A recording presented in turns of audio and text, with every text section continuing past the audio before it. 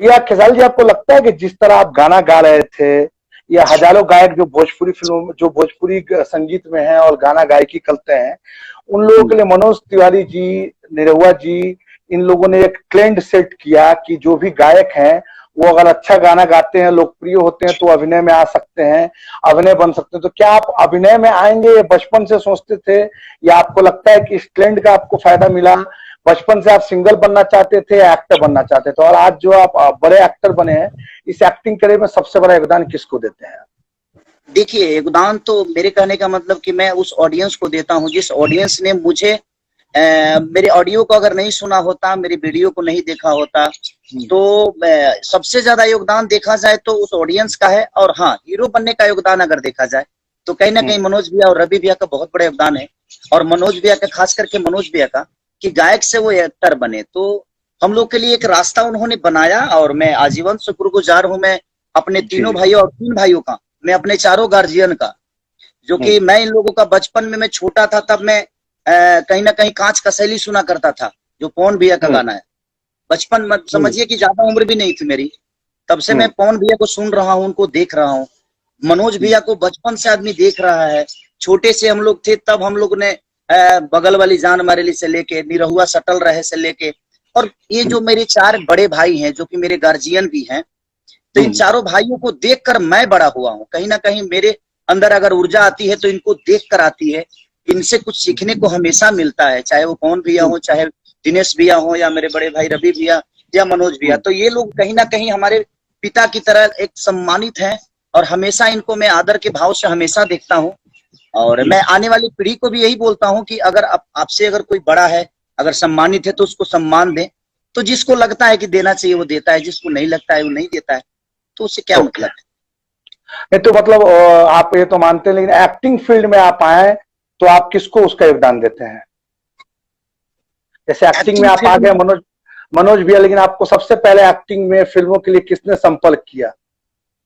मुझे कहीं ना कहीं बता रहा हूं आपको कि मुझे लेकर यहाँ पे आए दीप भैया, अशोक कुमार तो दीप। मेरे अशोक कुमार दीप जी, तो मैं उनका हमेशा तहे दिल से हमेशा शुक्रिया अदा करता हूँ कि उन्होंने मेरा कैसेट उठाया और मुझे दिल्ली से उन्होंने बोला कि बेटा तू आ बॉम्बे, 1-2 लोग हैं, तुम्हारी अच्छी पर्सनालिटी है, तू गाता अच्छा है, तुम्हारा नाम बड़ा है, तो तू आ, देखते हैं, 1-2 लोग मेरे जानने वाले हैं, उनसे मिलवाता हूँ। तो उन्होंने आलोक भैया से मुझे मिलवाया, और आलोक भैया मुझे देखे, उस समय में साइन नहीं हुआ था, और उसके बाद मुझे रामाकांत जी से भी उन्होंने उसी समय मिलवाया था।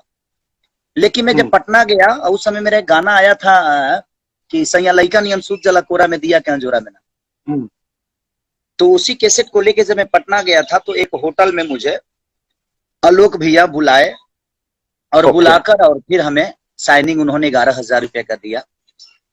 और वो मेरे लिए बहुत बड़ी चीज थी। वो 11,000 रुपये का चेक आज भी नहीं भजाया हूं मैं, आज भी उस 11,000 का चेक मेरे पास पड़ा है विदाउट डेट, और हमेशा कहीं ना कहीं उस चेक को मैं रखता हूँ, क्योंकि मेरी जीवन की पहली वो फिल्म बहुत सफल हुई, और उसके बाद तो रेस्ट इज द हिस्ट्री, लगातार फिल्में आने लगी।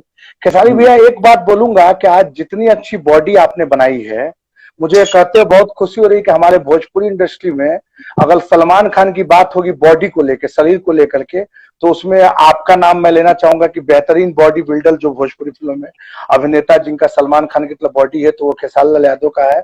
और लाखों युवा लड़के जो भोजपुरी देखते हैं, फिल्में देखते हैं, उनके भी आप जिम के लिए सबके इंस्पिरेशन है। लेकिन तब भी ऐसा होता है, जब भी आपको किसी लोग को आपका क्रिटिसाइज करना होता है या आपको नीचा दिखाना होता है, तो लोग कहते हैं कि आप नाच के लवंडा से अपने कैरियर की शुरुआत की है। मैंने इसलिए पूछना चाहता हूं क्योंकि मेरा मानना है कि दुनिया में कोई भी विधा हो जो ईमानदारी से रोजी रोटी देती है वो बुरी नहीं होती है। आप क्या कहेंगे इस बारे में, जो आपको कहा था है कि नाच के लवंडा है?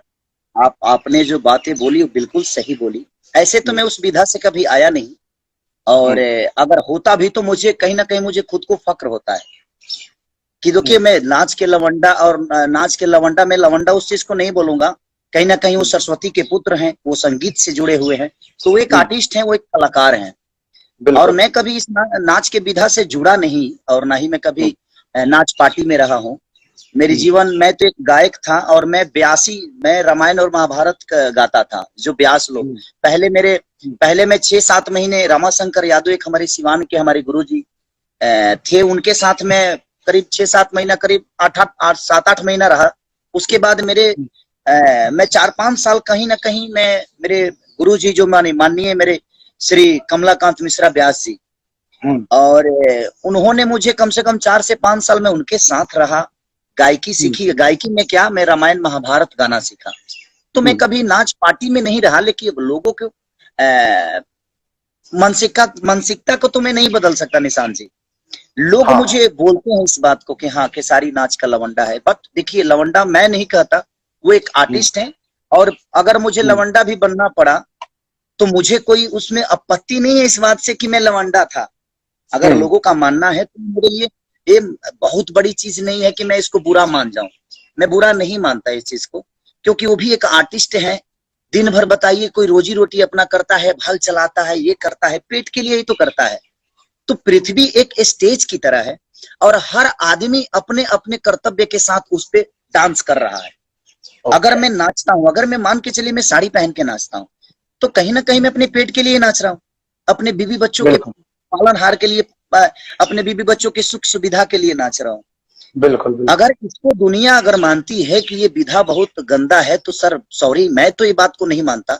मैं उसको सरस्वती के पुत्र, और नाचने के लिए जहां बात है, रासलीला किए ना भगवान कृष्ण, तो वो भी तो एक नचनिया थे। तो जिस ईश्वर ने हमें पैदा किया, हमें दुनिया दी, हमें इस पृथ्वी पर खेलने के लिए। देखिए आम्रपाली जी लिख रही हैं कि जब आप ऑन स्क्रीन लड़की बनते हैं तो अच्छी अच्छी हीरोइनों को पीछे छोड़ देते हैं।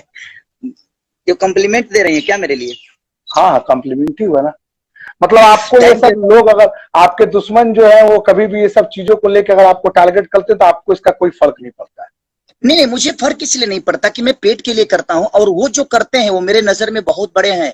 जो नाच में लोग कलाकारी करते हैं, जो नाचते हैं, डांस करते हैं, सर मैं अगर होता भी ना, उस विधा साया भी होता, तो मुझे इस बात का दुख कभी नहीं होता, और ना ही कभी दुख होगा मुझे। तो मैं यही कहूंगा कि नहीं, तो मैं यही कहूंगा कि उस लाइन में जो भी है, अपने बच्चों का अगर पालन हार कर रहा है और वो संगीत डांस करके कर रहा है, तो जिन लोगों के नजर में ये चीजें गलत है, उनसे भी मैं ये पूछना चाहता हूं कि हर आदमी तो नाचता ही है। कोई कलम लेकर नाच रहा है, कोई तमूर बजाता है, तो कोई पिस्टिंग बजाता है, तो कोई किलाट बजा रहा है, कोई साड़ी पहन रहा है। जहां तक सवाल है, हमारे यहाँ कुछ लोग, अपने इंडस्ट्री के भी लोग हैं, खेसारी जी, कुछ लोग लिख रहे हैं कि आप क्लियर नहीं दिख रहे हैं, धूप बहुत ज्यादा आपके ऊपर है, थोड़ा बहुत साइड करके अगर मैनेज कर सकते हैं। हाँ, अब सही हो गया, अब सही हो गया। 1 मिनट में एक्चुअली वो, हाँ क्या करिएगा।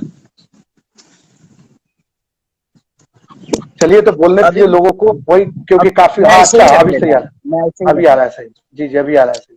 तो मेरे कहने का मतलब कि देखिए, हमारे यहाँ कुछ लोग जो अनपढ़ लोग हैं, जिनको इस बात का ज्ञान नहीं है कि संगीत का मतलब क्या होता है, वही आदमी इस चीज को गलत बोलता है कि हाँ ये लवंडा है, ये इस टाइप का है, वैसा है। ठीक है, अच्छी बात है, मैं कुछ तो हूँ, और मैं अपने बच्चों को पाल तो रहा हूँ, भीख कहीं गलत काम तो नहीं कर रहा हूँ।